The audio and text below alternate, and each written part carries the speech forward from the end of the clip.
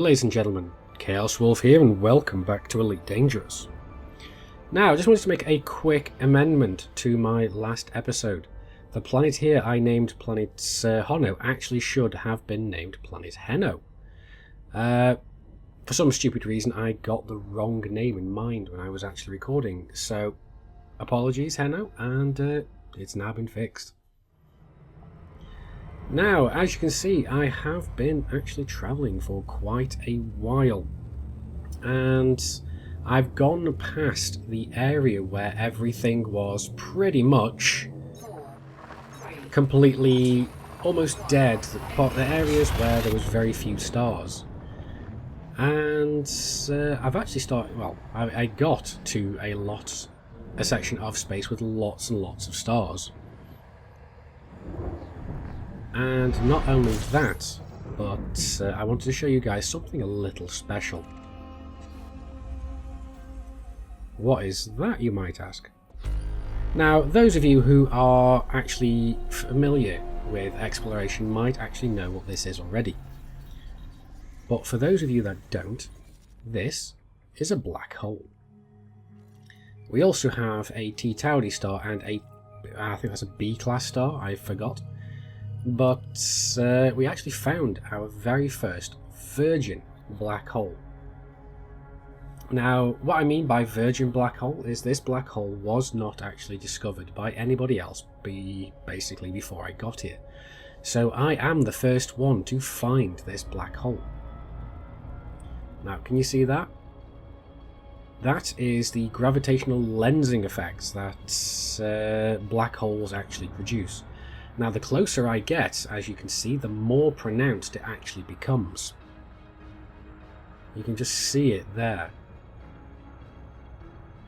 Now, that is one of the more unique things I have ever seen in Elite Dangerous. And I find that absolutely fascinating. And now you can see it even more now that the galactic core basically passed in front of the black hole. But let's go and have a bit of a closer look, shall we?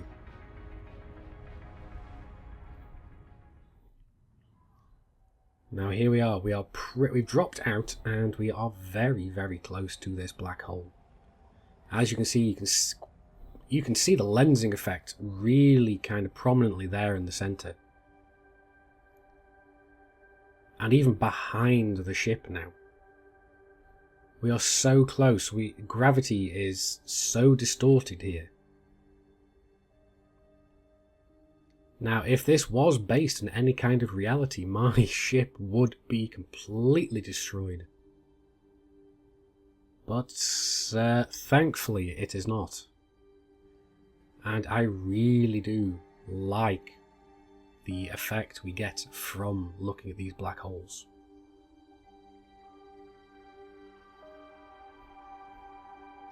You can see it there, full of stars. It almost looks like a completely new dimension. But anyway, let us move on from there and actually go and take a look at the rest of this system quickly. I mean, there's not a great amount more in here. There's that B-class star and this T Tauri over in the distance. But there we go. We have the black hole, and as you can see, it was not discovered. So I've got my name on this one now, and well, I haven't got my name on it as yet, as I haven't sold the data. And then we have our B-class star and our T Tauri. Now, T Tauri stars are kind of interesting, as they can look like anything, yet you cannot scoop from them, because there's something wrong with their gravitational field. But anyway, let's have a quick look again at the gravitational lensing effect of that black hole before we end up jumping out of system.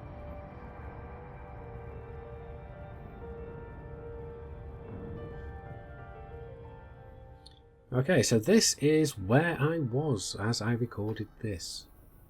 As you can see, I am getting much closer to the core.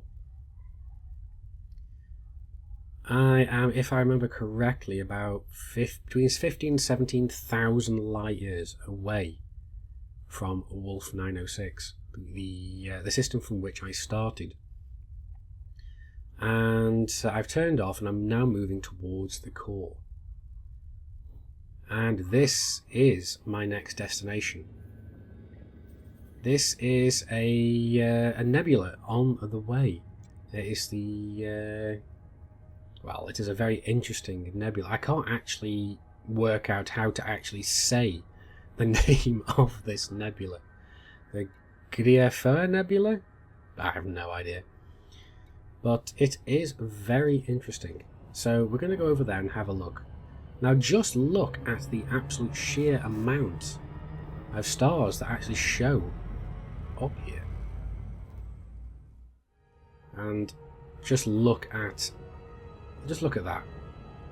We are pretty much just 1 or 2 jumps outside of this nebula now. And it is so dark and so rich in red tones, it looks absolutely amazing. Now, if I remember rightly, this should be the first system that I jumped to inside this nebula. Yes, it is actually. This is inside the nebula. And there are quite a few planets that I want to go and have a look at here. Because as you can see, we've just come inside the nebula. So what I'm going to do is have a look around inside here and see what we can find. Now, if you kind of hadn't noticed, this is actually a virgin nebula. Nothing inside this nebula has actually been scanned yet. So I should be able to get my name on everything in here. So we're going to go and get some fuel, and we're going to go off and have a look and see what we can find in this system.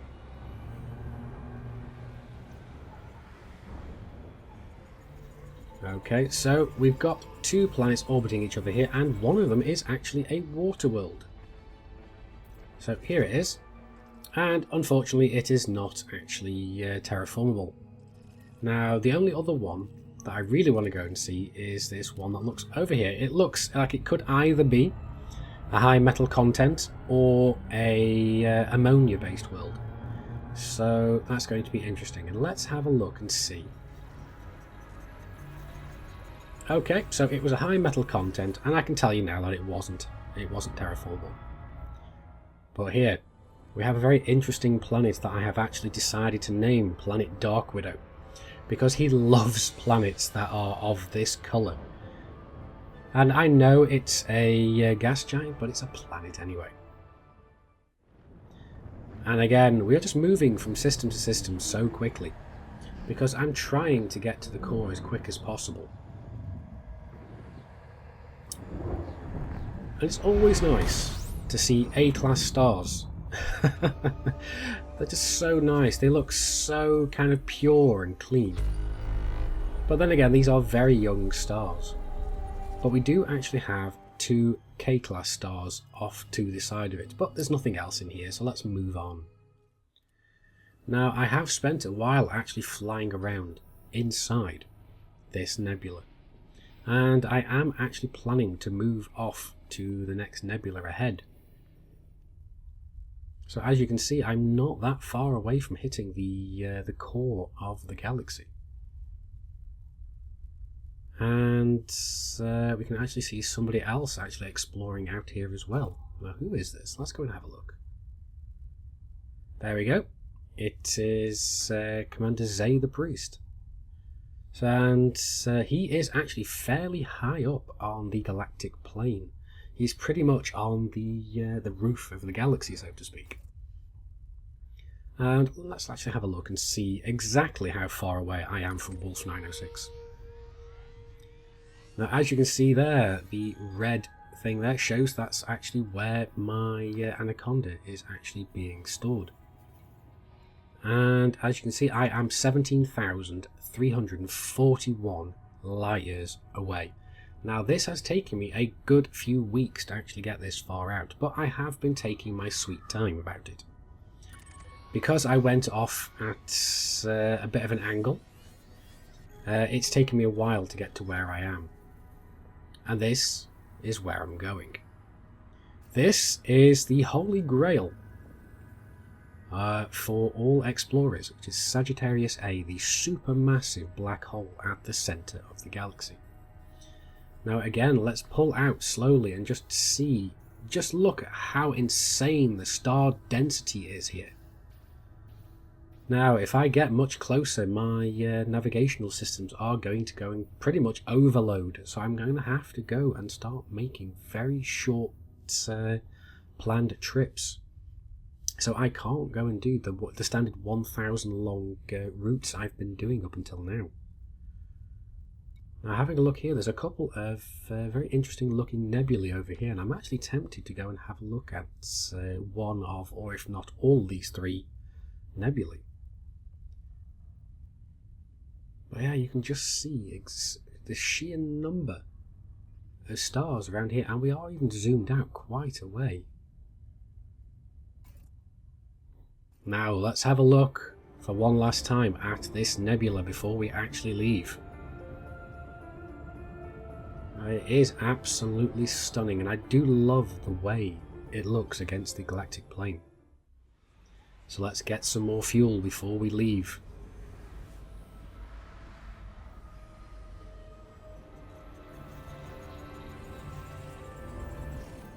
Okay, so we have just found another high metal content world in the next system, and this one is actually a candidate for terraforming.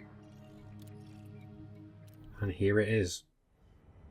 I really do like the kind of blue atmospheric effect you get on these planets. And again, we're just moving through these systems so quickly. And this one I really do like, actually, because we have two of my favourite type of planets. Well, favourite to look at least. We have two lava worlds here, and just look at how much lava is actually on the surface of that planet. Now these two are pretty much the same planets, or the same type of planets, and we have a crap ton of gas giants, and these two ones over here, which I suspect might actually be terraformable. So we're going to go and have a look and see what we can find there. Now, I'm not so sure about the rings on those things. And just look at that. We have one of these planets here with a little amount of lava, and one here with an absolute buttload. Now, I really do like, as I've said before, the contrast between the lava and the solid rock. And I actually did go and scan a good few of these gas giants, and this one here did actually have some water-based life. But just look at the size of those rings. And in another system, I actually came across this planet. This is an ammonia-based planet with ammonia-based life.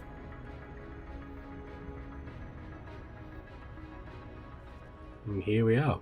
I didn't bother scanning any of those planets there, because they're pretty much just going to be rocks. But here is that ammonia world. Now, it has ammonia-based life and ammonia and oxygen atmosphere. We also have that high metal content planet, but this one is not actually terraformable, and nor is this one. And again, nor is this one, although this one I actually thought was a water world when I first saw it. Now, these ones I was hoping might actually be terraformable, but unfortunately they were not. Now, they do actually have carbon dioxide rich atmospheres, but I kind of expected them to actually be terraformable. Now just look at that. This is what I found, orbiting a neutron star. And it was a really interesting planet. And we have a handy M-class star floating around as well to actually fuel us. So let's have a look now. This is where I'm actually going to. This is another system with yet another neutron star. I've actually been having a look around for neutron stars because they are the second best selling planetary body behind black holes. Black holes are the most profitable thing to scan. So that black hole we found at the beginning of the episode is actually going to net us some decent money. But these neutron stars, they're a lot more plentiful and a lot less rare.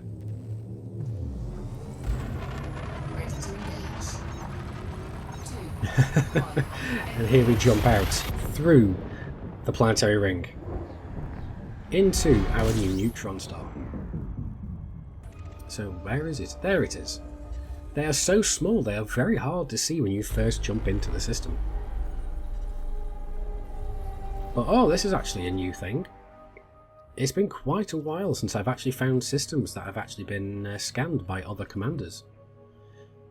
So this is Freddy MC, actually being the first one to discover these, well, this neutron star and these two high metal content planets.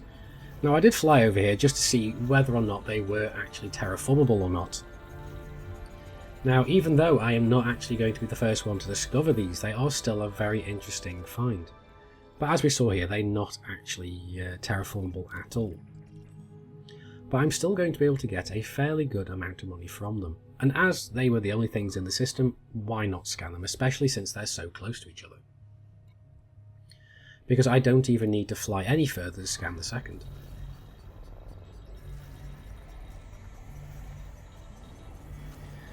And as we wait for the scanner to finish its work, we have a look over and see where we are going to go to next. So, let's go and see. As you can see, I came prepared. Now this is a little bit of a bug with the galaxy map at the moment. What it is when you're actually typing in longer names for systems, you sometimes have to hit the button a couple of times to get it to actually do what you want. But let's go and have a look at another neutron system.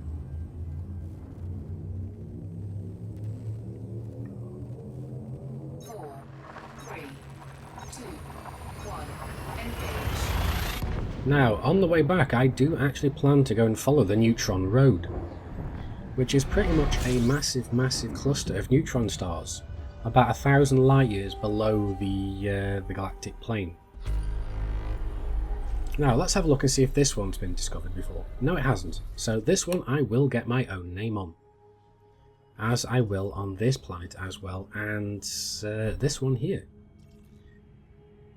Now, if you look at these on the galaxy map, that doesn't always correlate to exactly how they look actually when you fly over to them. Because the galaxy map just shows you a certain kind of view of them. And right here we're going to be a bit careful and fly around the gravitational field of that neutron star, because I don't want to make the mistake of flying anywhere near it, because those things do produce the most insane amount of heat, despite how small they are. And let's have a look. Does this star have... not this star, this...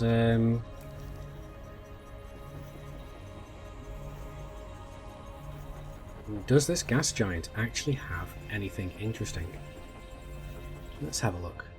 Well, it's just got rocky rings and it does not actually have any life on there. So, oh well, but at least it's one of the 3 things in this system, so we might as well scan it. So, let's go and have a look at the next one. Now, it is a few thousand light seconds away, so it's going to take a minute or 2 to actually get over there. But there we go, we can actually see the gravitational lensing effect actually happening around the white dwarf, not the white dwarf, the neutron star as well. Now the reason you get the lensing effects around the neutron stars is because they're almost as dense as black holes. There we go, this one is actually a high metal content and not a metal rich like I was hoping it might be. So it is 32.7% metal. But just look at those rings. They are so huge, and the size of the gap in the centre is amazing. We are even able to actually pass inside.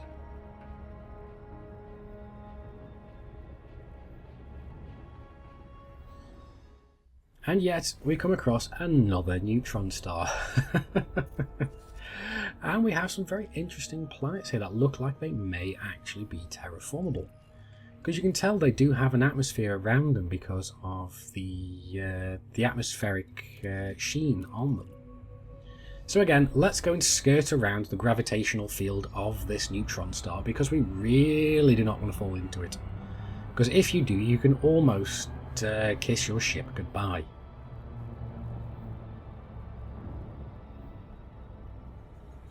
Okay, so first one is a high metal content, and it's orbiting what I can assume is another high metal. Oh no, that's the moon. But oh well, this is a water atmosphere, so obviously it's not going to be terraformable. But I am curious to see whether or not we can actually get any terraformable worlds around an actual neutron star. And there we go, we just did actually manage to get that moon scanned. Now there's not really much of a point of scanning moons because they don't actually give you all that much money when you come back. But if I'm there, sometimes I might as well. Now if it has like about 15 moons, I'm really not going to bother about that. But here we are on the next high metal content, and let's go and have a look at this one. Okay, so again, this one is, well, instead of water atmosphere, this one actually has a methane rich, but it has about the same amount of metal content in there. Now, wow, we are about 5,000 to 6,000 light seconds away from this one, but yeah, there's not much in here, so we might as well go and have a look at it. Now, oh, this one's actually an ammonia world. That surprised me. I was actually expecting this to be a high metal content. Oh, and this one actually has a carbon ammonia based life. So we have life around a neutron star. There are no other stars in this system. So they are getting everything they need. And here it is, from the neutron star. Now when you come up close, you can actually tell that it is actually an ammonia world. It's just got really thick cloud cover.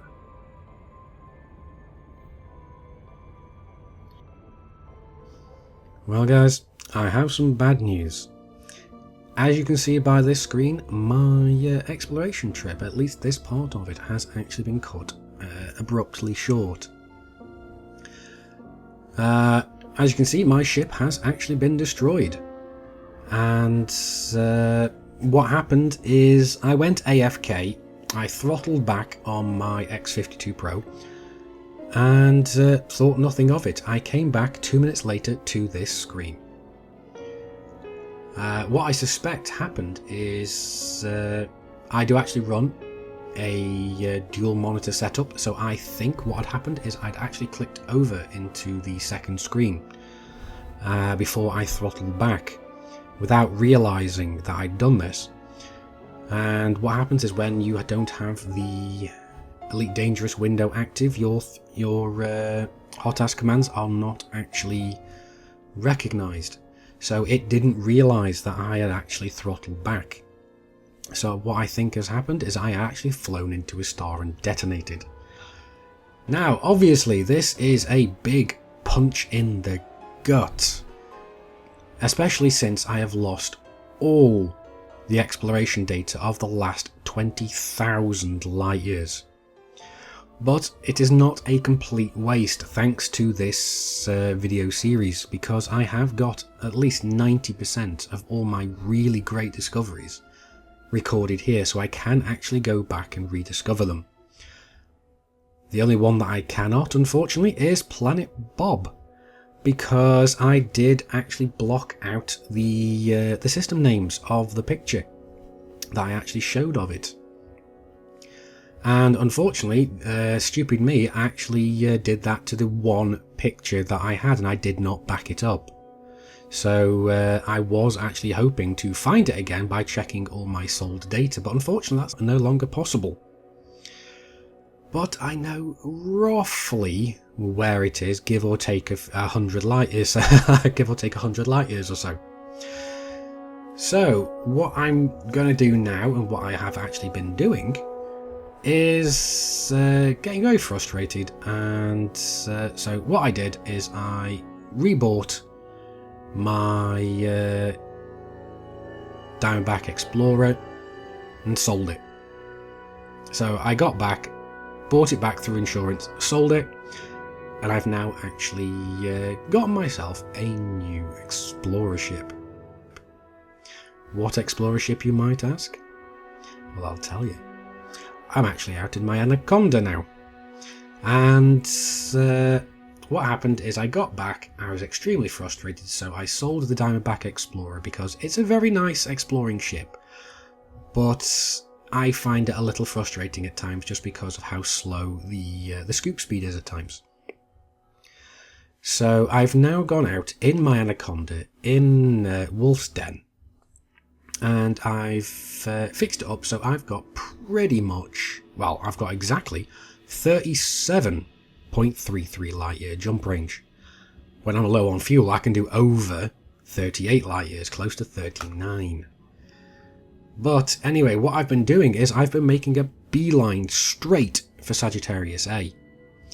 So I'm pretty much just going to rush there, get to Sagittarius A, and on the way back I'm going to go backwards through all my really great discoveries, so all the Earth-likes that I found, all the ammonia worlds, all the other neutron stars maybe, on the way back. And then towards the end of that, I am going to go and hunt for Planet Bob again, because I really do not want to lose Planet Bob. So anyway, that's pretty much what I'm going to do. But anyway, that's pretty much enough for this video. So as you can imagine, I was not best pleased, but I decided not to let this defeat me. I pretty much got straight up, straight back out there within half an hour of seeing my ship destroyed. And I'm now pretty much towards Sagittarius A ready. And I've only been going for the last 3 days. So I've made as much progress in 3 days as I did in 3.5 weeks. So you can really tell that I'm hoofing it. But anyway guys, that's enough for this episode, and if you have enjoyed it, or you do feel really sorry for me, please do hit that like button, it really does help my channel out. And if you haven't already, join the Wolfpack by hitting that big subscribe button. And before I leave you, I will show you a bunch of the last pictures that I took in my Diamondback Explorer before it detonated. So anyway guys, until next time, keep flying and stay shiny, and try not to fly into any stars like I just did.